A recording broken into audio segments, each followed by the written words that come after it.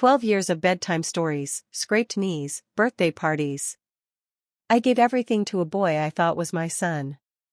Then one night, his mother, my ex, showed up drunk and said 4 words that destroyed me: "He's not your kid."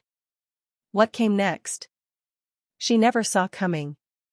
If you've ever poured your heart into someone, only to be betrayed in the most disgusting way possible, this story is for you. Hit that like button, subscribe, and settle in for one of the most heartbreaking and satisfying revenge stories you'll hear all year. Let me take you back 12 years.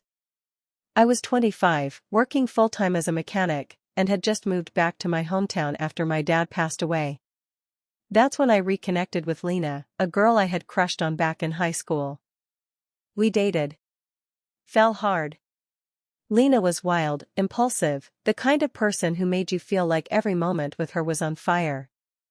But I ignored the red flags. I was lonely, grieving, and desperate to build something that felt like family. A year in, she got pregnant. Then the email came. Probability of paternity, 0%. I broke down in the garage. Full on sobbing. Not because he wasn't mine, but because I realized how deep Lena's betrayal went. 12 years. A third of my life. Stolen. But here's the thing. I didn't stop loving Jaden.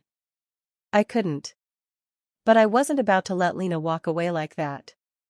So I got smart. The first thing I did? Lawyer up. Turns out, because I was never legally recognized as Jaden's father, no name on the birth certificate, no adoption papers, Lena technically had full custody. She could come back and take him at any time. I wasn't about to let that happen. So I filed for de facto guardianship, showing I had raised and supported him alone for over a decade. My lawyer helped gather every receipt, every school record, every photo, and medical form with my signature. Then we hit her with court papers. She didn't even show up to the first 2 hearings. But on the third, she arrived. Drunk, belligerent, calling me names in front of the judge. Said I brainwashed her kid. That I owed her money.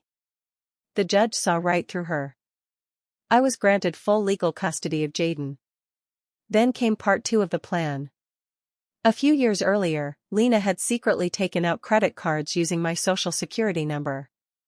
I'd paid the debt to protect my credit, but I kept the evidence. We filed a civil suit for identity theft and fraud. When served, she laughed. Said I had no proof. She was wrong. I had emails, billing addresses, even a voicemail where she accidentally admitted it was for emergencies. The court ordered her to repay nearly $20,000 in damages, plus interest.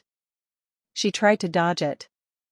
But when she didn't pay, the court placed a lien on her car and garnished her wages, what little she earned at her part-time bar job. The cherry on top? Every year, she tries to reach out to Jaden. And every year, he says the same thing. You had your chance. I already have a real parent. Last year, Jaden turned 18. We sat on the back porch, just the 2 of us. He had that quiet look on his face, like he'd been waiting a while to say something. Then he turns to me and says, "I know I'm not your blood. But you're my dad. You always were. She gave birth to me.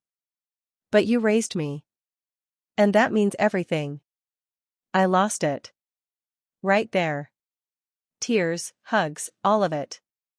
That moment? That was the real revenge. Because Lena didn't just lose custody. She lost her son. Justice doesn't always come fast. But when it does, when you stay strong, play it smart, and fight with integrity, it hits hard.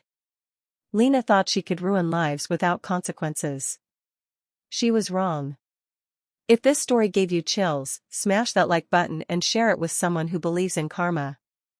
Drop a comment below, what would you have done in my shoes? And do